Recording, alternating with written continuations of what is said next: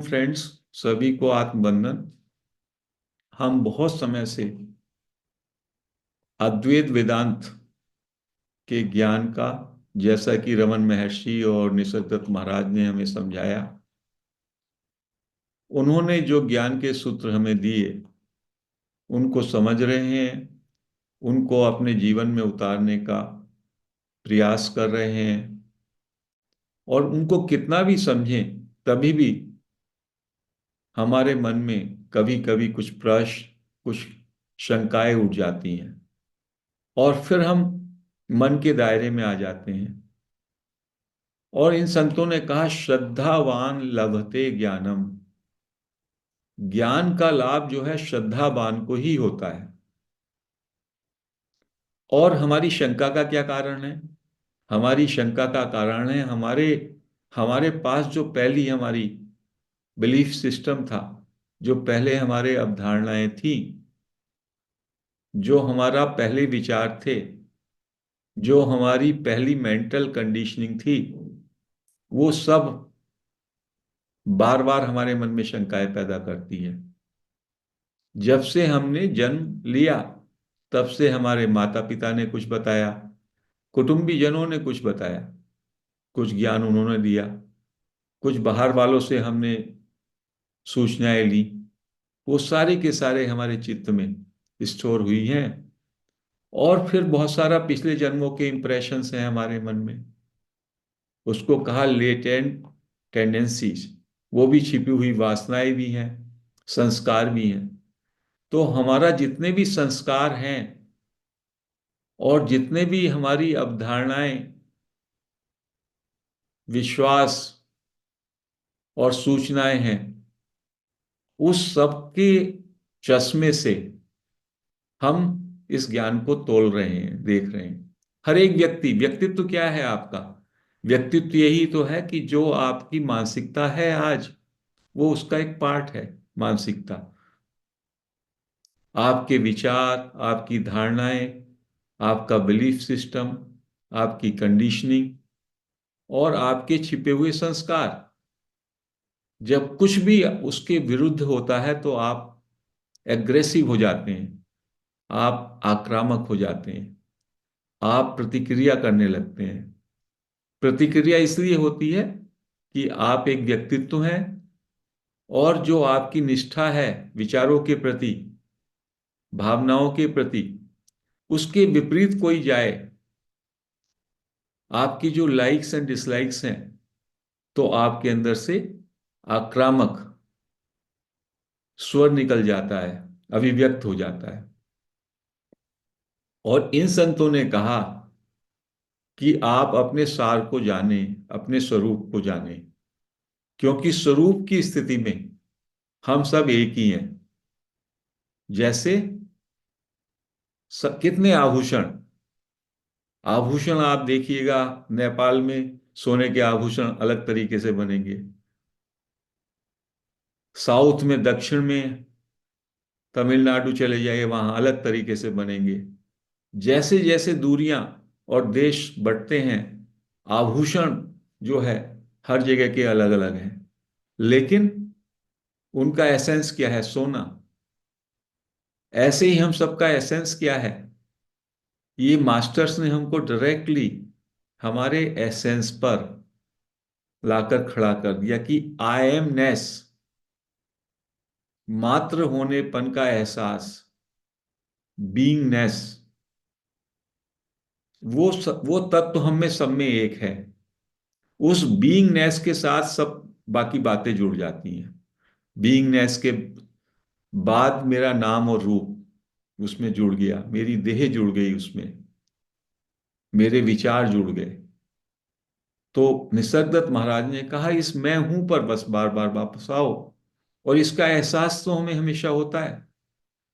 जैसे ही है उस एहसास में हम गहरा डूबेंगे, गहरा डूबेंगे, उसके बाद व्यवहारिक जो तल होगा, जब हम जीवन जिएंगे, जैसे कि अभी एक बहन ने कहा, तो उस समय मैं हूं के साथ ये सब चीजें जुड़ी रहेंगी। लेकिन हमें मालूम है कि हमारा केंद्र, हमारा होनापन है बाकी ये सब उसके साथ जुड़ाव हैं। तो उस बात पे हमें कोई शंका नहीं होनी चाहिए। जब हम उस पे प्रश्न चिन्ह लगा देते हैं तो फिर हम बहुत गहरे से मन के दायरे में आ जाते हैं, मन और बुद्धि के दायरे में आ जाते हैं। हैपन पे हमें टिके रहना है पन की हमें जांच करनी है कि भाई ये हैपन तो है ही। आपको अपने होने का एहसास कब नहीं होता ये बताइए? केवल जब आप स्लीप में जाते हैं तब नहीं होता। लेकिन जब बाद में सो के उठते हैं तो एक तत्व है, वो कहता है कि मुझे इतना भी ध्यान नहीं रहा कि मैं था। तो जब आप कहो मैं नहीं हूं, मान लो अभी आप ये कहें मैं नहीं हूं, तब भी आप हैं, क्योंकि आप नहीं होंगे तो कौन कहेगा कि मैं नहीं हूं। तो होनेपन का एहसास हमेशा हर क्षण आप में रहता है। लेकिन संत कहेंगे कि मैं हूं के भाव में रहो, मैं भी उसमें साइलेंट है। मैं से भी कंफ्यूजन होता है, क्योंकि मैं से हम अपने ईगो को मानते हैं, मैं जिसमें मेरा नाम है, रूप है। तो हूपन पे आइए। हूपन पे भी आपका अहंकार का भाव रहेगा तो हैपन। इनफैक्ट मैं हूं का जो सब्सटेंस है, एसेंस है, वो हैपन है, इजनेस या एमनेस, बीइंगनेस। उसको कहा है बीइंगनेस। अब मान लो अभी आप बहुत ज्यादा परेशान हैं, अभी कोई भाई बहन बहुत परेशान है, तो परेशान में परेशानी जो है आपकी, अनहैप्पीनेस जो है, वो आपकी एक मेंटल स्टेट है। हैं आप, और है के साथ आपकी अनहैप्पीनेस जुड़ गई। तो पूछें अपने से, हु ये परेशानी, ये परेशान कौन है? मैं हूं। और वापस आयन पे आ जाएं। तो ये रास्ता भी बताया। लेकिन ये इतना सटिल है शुरू में, इसको धीमे धीमे ही हम इस बात को जान पाएंगे। कभी तो लोगों को वर्षों लग जाते हैं इसको जानने में। लेकिन जब हम किसी टीचर के साथ, किसी अच्छे सीकर के साथ जुड़ते हैं, तो हमारा समय कम हो जाता है उसको जानने में। जैसे मैं देख रहा हूं, हमारे प्लेटफॉर्म पे काफी भाइयों बहनों को इस होनेपन के एहसास का ज्ञान हो गया।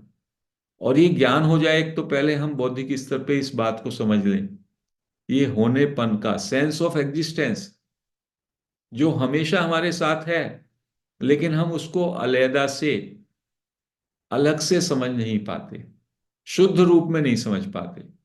हमेशा उसके साथ ईगो को भी जोड़ लेते हैं, उसके साथ अपने नाम और रूप को भी जोड़ लेते हैं। बिना नाम रूप के अभी मैं बोल रहा हूं, तो बोलने की क्रिया से पहले भी मैं हूं। अभी मैं नहीं बोल रहा, तब भी मैं हूं।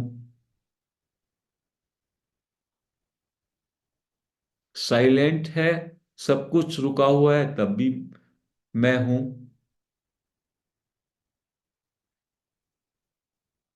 और जब मैं अभी बोल रहा हूं तभी भी मैं हूं।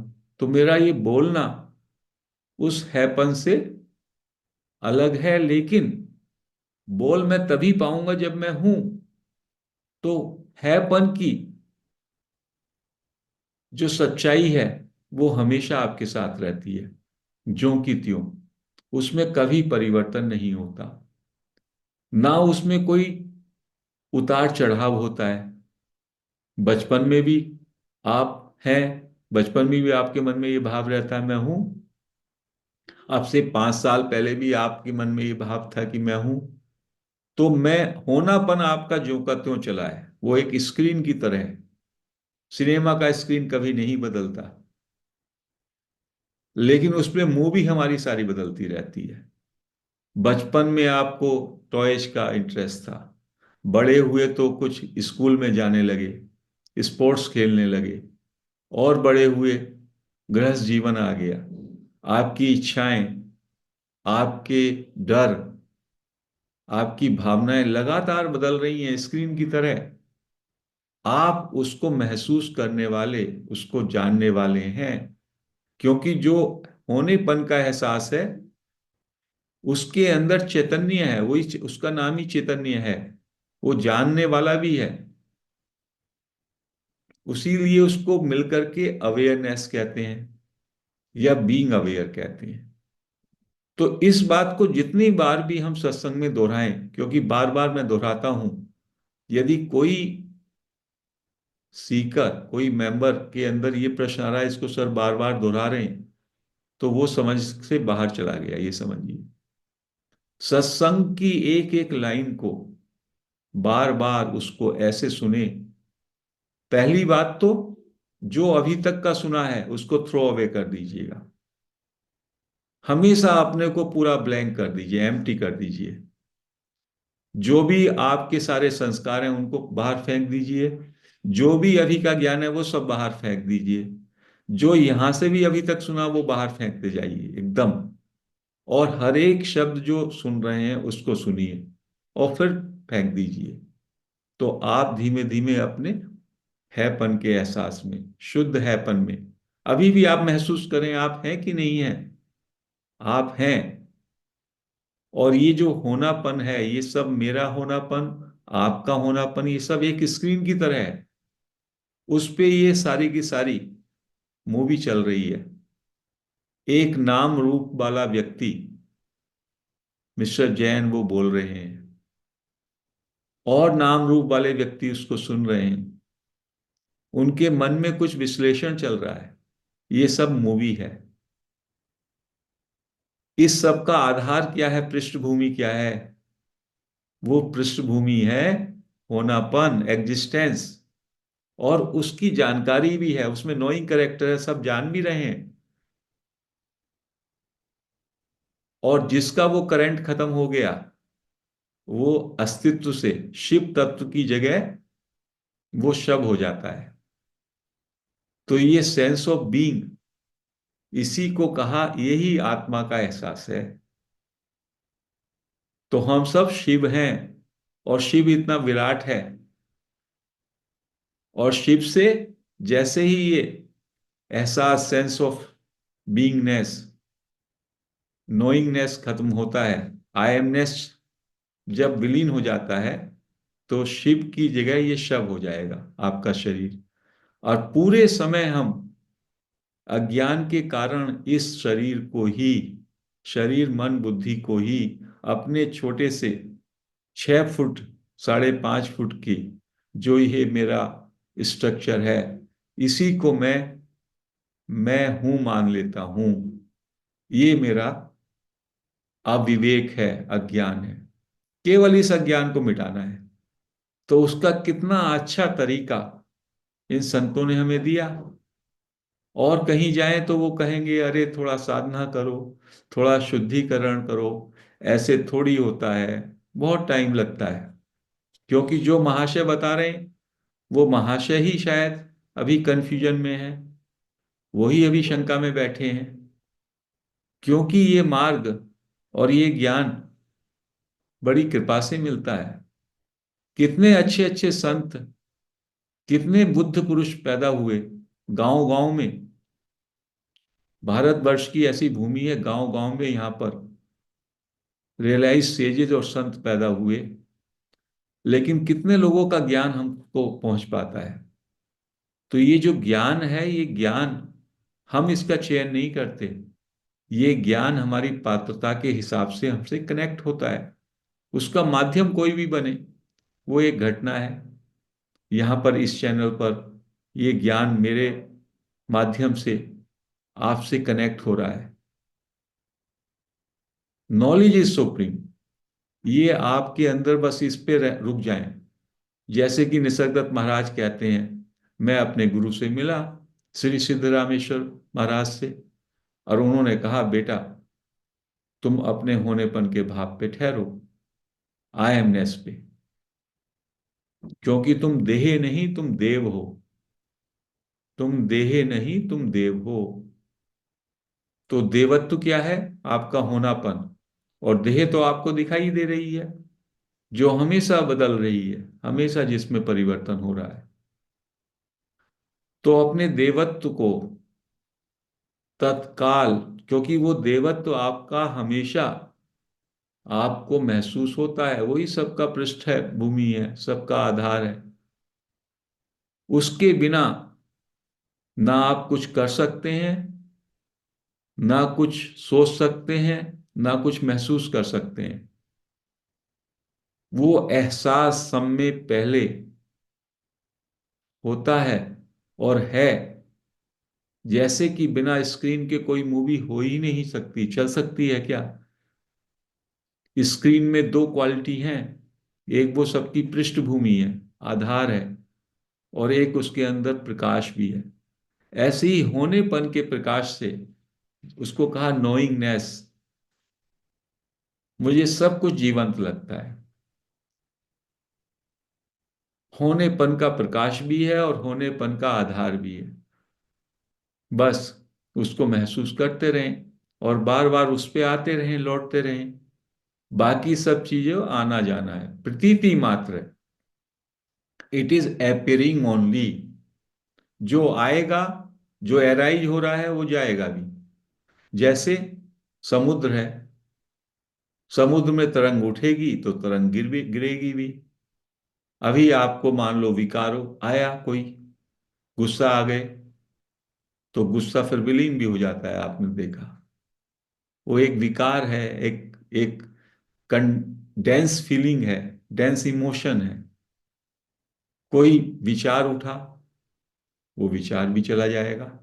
हो सकता है तत्क्षण ना जाए, 2 घंटे में जाए, 2 दिन में जाए, और हो सकता है वो विचार आपके अंदर पूरी तरीके से संस्कार के रूप में दब ही जाए।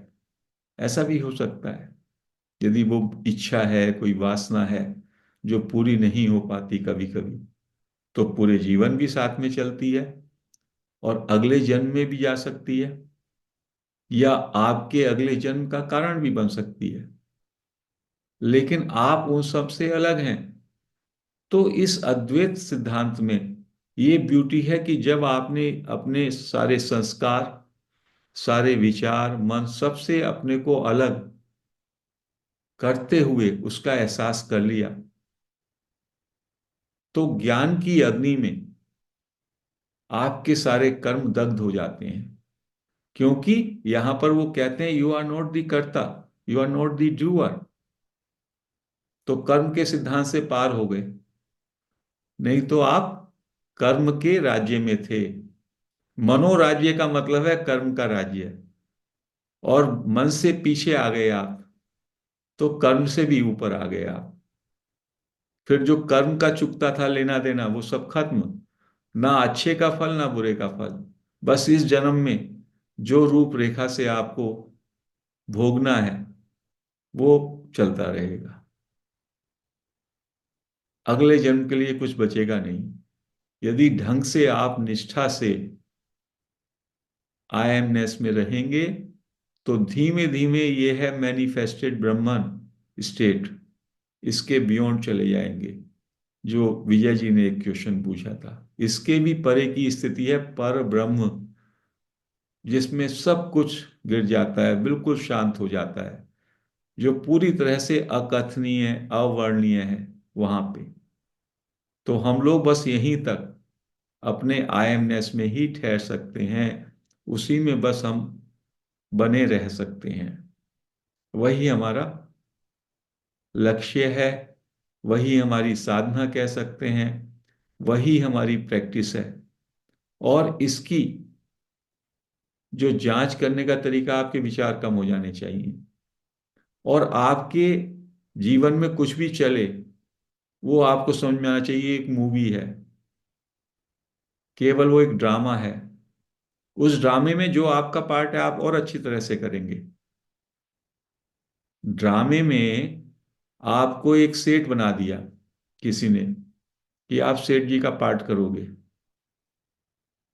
और आपको जो दूसरा विलेन है बनाया उससे, वो आपको पूरे का पूरा चीट करेगा।